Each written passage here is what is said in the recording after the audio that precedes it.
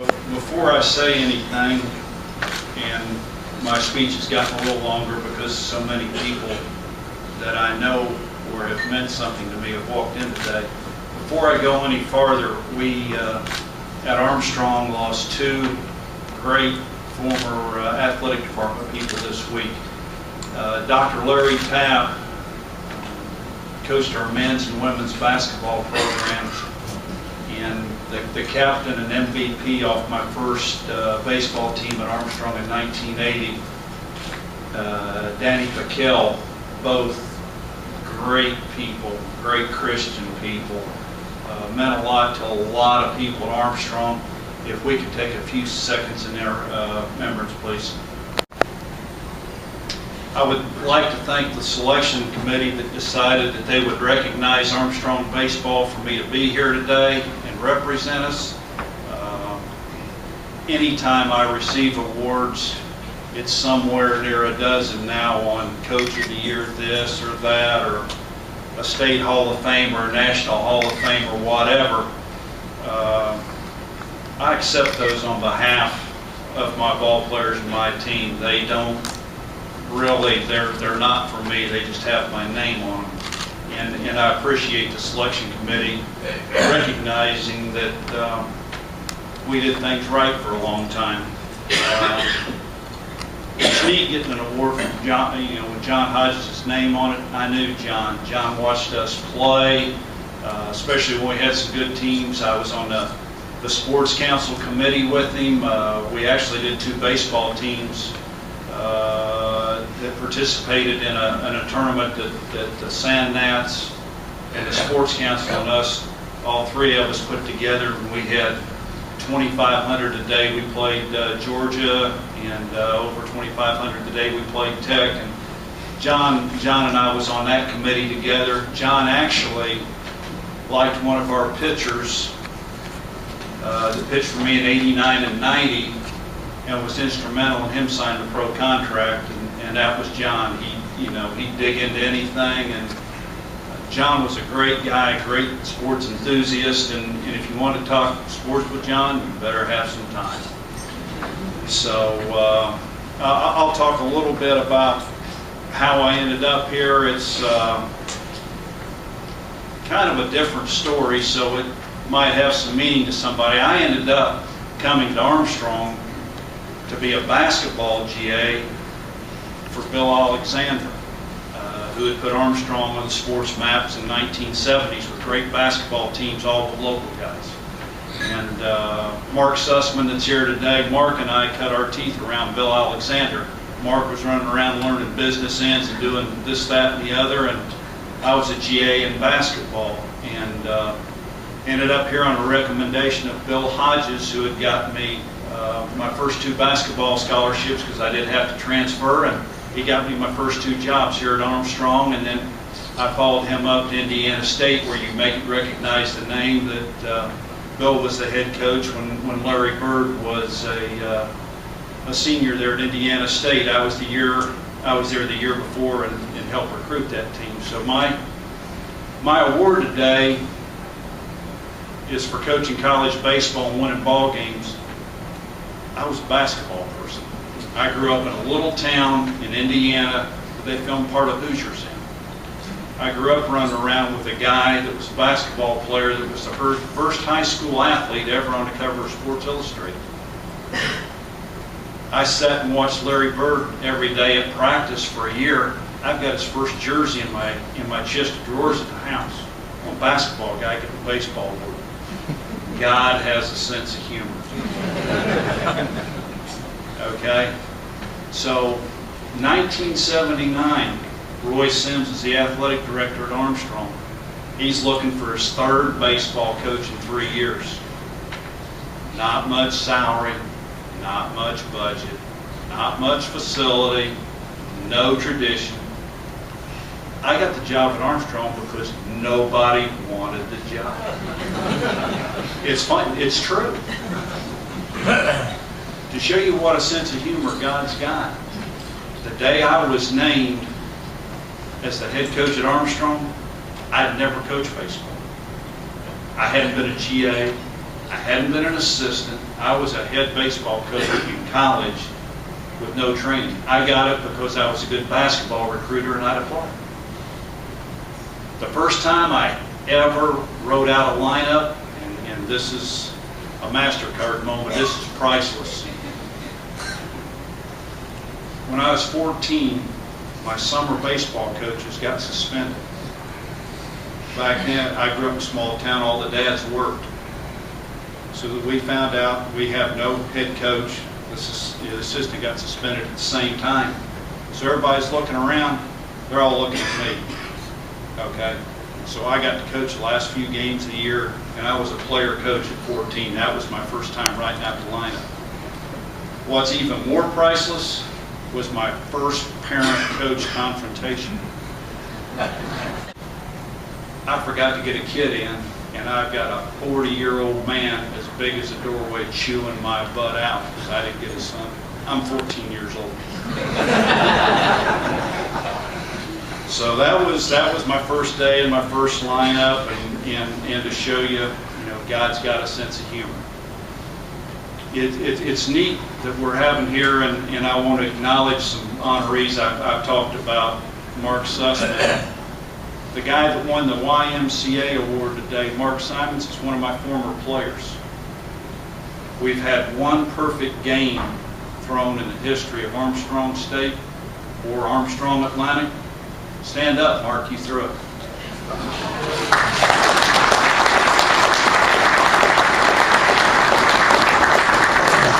Guy didn't have a sense of humor with him.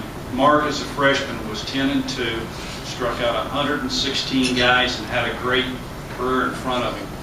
He had a non-baseball surgery after his freshman year and was never the same. God doesn't always have a sense of humor, but Mark and I had one great year together on a field and some more years. And like a lot of our guys, he does real well in the community, makes Armstrong proud. Thanks, buddy. Another guy that's here, a lot of the times I coached at Armstrong, we didn't have as much as who we were competing against, whether it was budget or facilities or whatever it might have been. One of the things that really helped us along the way is the city of Savannah. John Tidwell came to me and allowed us to play in Grayson Stadium for 4 years. And we, for 25 years, got along with every single pro team that was in there. Whether it was Jim Baines or Rick Sisler or Mike Casino, now it's John Katz. I have never had anything but pleasurable work with the pro team here in Savannah. I don't care what anybody else says. Great people to work with all the time.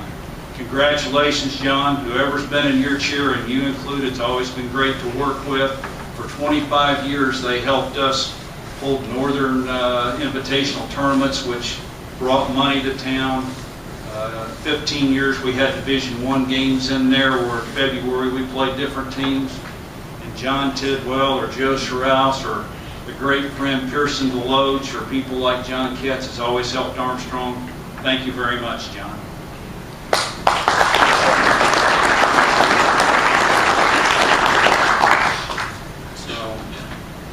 Another guy that got recognized here, it is really weird to be in a sports crowd that's honoring coaches. And I'm up here, and the little fellow over there sitting down. Simon's been coaching 14 years. He's been in 9 national champions and 4 more national runner-ups. He's in a national championship event every year. He's won 93% of his matches. Most of the few he's lost has been when he's in the Final 4, Final 8 of the country, men's and women's tennis. He's going to break all the records. Stand up, little man.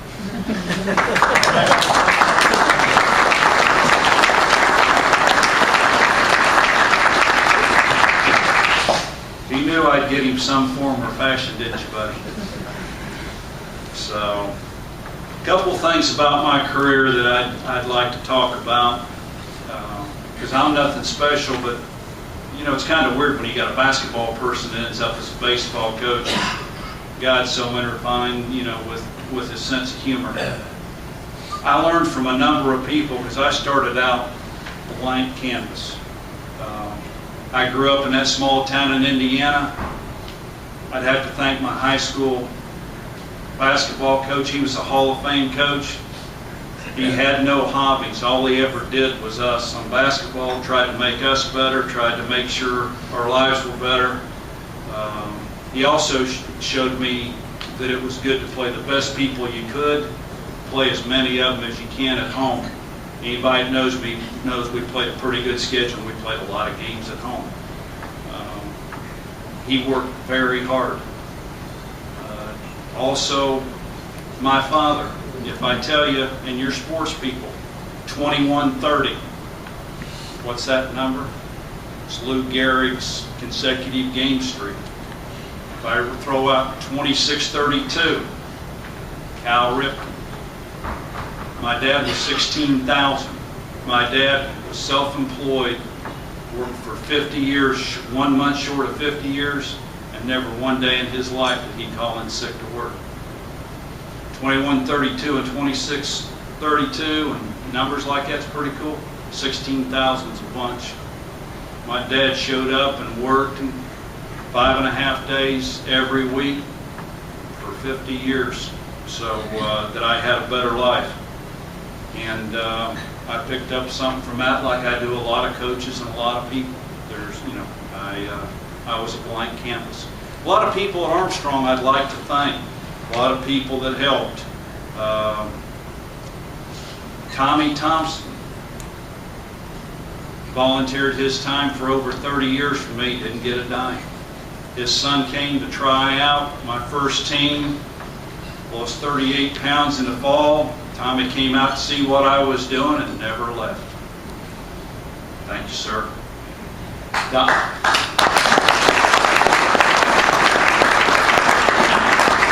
Donald Anderson there buying was our registrar emeritus. He's helped, after he retired, he didn't go home. He's helped take care of kids' academic schedules and get them through college. After he was retired, didn't need the money. He gives back more every year than Armstrong pays him. That's a fact. He is the most popular person in the history of Armstrong athletics. He never cut a scholarship. He never benched a player. All he did was help all those athletes graduate. Donald Anderson.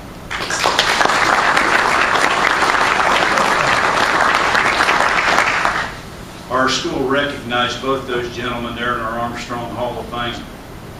We have some people down here at the table. I'd like to recognize Lisa Sweeney. Came in. She's a new athletic director there. She's been there 2 years. Her first year, Armstrong had 11 conference titles, and we had 11 sports. We had 7 different sports, 1 regular season, 4 won conference tournaments. Pretty darn good. You got 11 sports and 11 conference crowns. Second year was about the same, and we sent 8 teams to the NCAA tournaments out of 11. Our conference has 2 sports awards, 1 for academics and 1 for athletic performance. Lisa's holding both of them right now. It's a pretty good start out at Armstrong.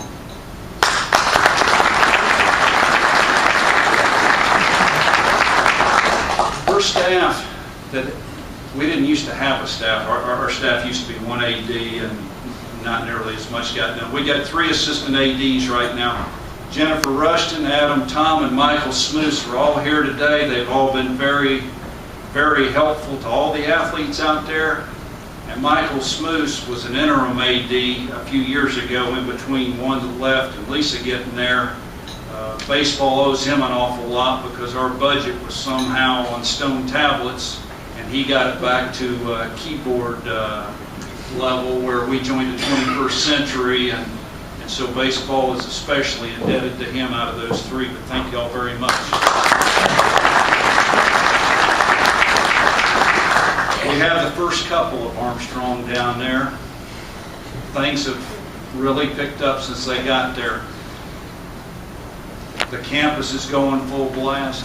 The academics, athletics have really gotten better.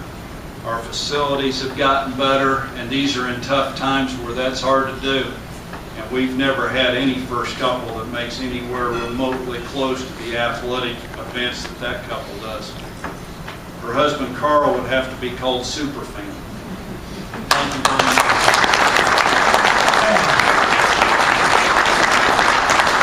My family's here, at least most of them. My oldest son graduated from the Citadel last year. He's working today. My youngest son Eric graduates from SCAD this year. And my wife Lynn is at the table. She did a great job of being a great wife and raising two fine kids while I was off being baseball. Thank you very much.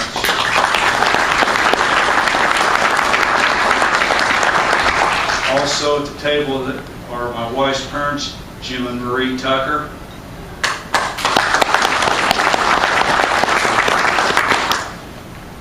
I'm near the end. The newspaper and televisions asked me today about did I get done what I wanted to and what's this mean to you and so on and so forth. You know, these awards really aren't mine. They're for the guys that played for me, our baseball program. Now, if you all were my players, we'd be here a really long time because I've got, I don't run out of nicknames, stories, or jokes. And so one day we'll probably be in a room and there'll be this many and we'll be there for a long time. But I've got a lot of favorite players, I've got a lot of favorite wins, I've got a lot of favorite teams. Didn't get along with everybody, didn't everybody get along with me because I'm not wired that way. But we had a lot of guys that did it the way you want to do it. They've got all kinds of graduation rates. I'm not fond of very many. I can tell you we're pretty close to 95% of whoever played for me as a senior graduated. They said these things with pro numbers and all, and I was always happy when a guy signed pro ball, and we've had 2 make the majors, and we had 8 more make like AAA that could have made it with less injuries or things worked out for them. But I'm no more proud of those 10 guys than I am Mark Simons or the other people that have come through there that have been good people, running businesses, you know, coaching youth, you know, just good people. And so, you know, these wins are theirs, you know. Basically, when it comes down to it, the guys, you know, we had a lot of teams that were weak people. I got that out of growing up in high school. I got to come through with a group in basketball in middle school and high school. I think our records were 111 and 11. And we averaged almost 90 points a game without a 3-point. The third guard started 4 years at LSU. We was pretty damn good. And when we had our foot on your neck, we left it there. It was pretty good. And so I've always loved we people and been allergic to me people. And most of my guys understood that, and I love them for it. Armstrong was a great place to work. Picked up a few things from different people. Roy Sims only told me just a few things, but what little he said I kept with me my whole life. One of them he said was, do things right and you won't have to worry about anything else. And this is in 1979. He said, Armstrong will never fire people for winning and losing. You'll only get in trouble if you don't do things right. There's not many places you can go to work where that would hold true. Today is 2013 and that still holds true. Nobody's ever left Armstrong for winning and losing. You think about that in today's world of gym room, sports reporting, and all the things that go wrong. That's a heck of a place to go work, where kids can get a good education and people stay, and you're not changing coaches like handkerchiefs, and there's not the pressure on everybody to win and lose. You do things wrong or you cut corners. This 2013, Armstrong's never fired a coach for winning and losing. They graduate people, they keep their coaches, they get their people through. That's Armstrong. That's doing sports the right way. Heck of a place to work. Heck of a place to work. I have one player that just never left. You know, I got married to a great girl in August of 1984.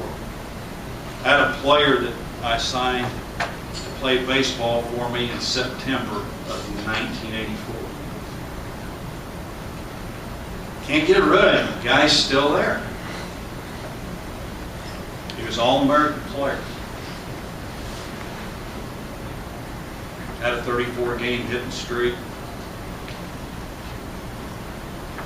Got to AAA as a ball player. Injuries or breaks would have worked out. He would have been one of those guys that AAA got to the big leagues. He helped me part-time the 8 years he spent in minors because he was either dating or married to a local girl, so he came back. Things were going south on his shoulder, and we did a phone interview to get him back as my full-time assistant. So he's been with me 1 month less than my wife and spent more daylight hours with me than my wife and family since 1984. Few people on earth have ever put in the time to get a chance to do the job that he now gets a chance to do. Think about, would you want to go to a place to work that, man, it took him 29 years to get there. That's putting in your time. 100% loyal, as good a person as you could hope for. You're fixing to find out how good a coach he is. Sometimes people are in the background, you just don't find out about them. I use Bill Parcells as an example, and I like Parcells. He had great one-line statements. He had some great assistant coaches. 16 ended up head coaching in the NFL. Nobody knew him until they got to be a head coach. Now, 3 of his more popular ones are Bill Belichick and Jay Payton and Tom Coughlin's won dang near all Super Bowls in this century. They all work for Parcells. Calvin's going to be like him. Calvin Culberson's going to show that, like Parcells had those guys, I had him. Great coach, great person. Couldn't be happier that he's the one that gets to write out our lineup card. Stand up, Slick.